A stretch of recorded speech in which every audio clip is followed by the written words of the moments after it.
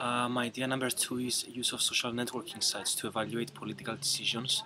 And what I mean by that is that um, social networking sites are very common nowadays, especially in the young generation, and they are very functional. And I think that we can use them very well in order to evaluate political acts, political decisions, different ideas from politicians. So it's a way to see the trends, what people believe, how people react on those political things, and it's a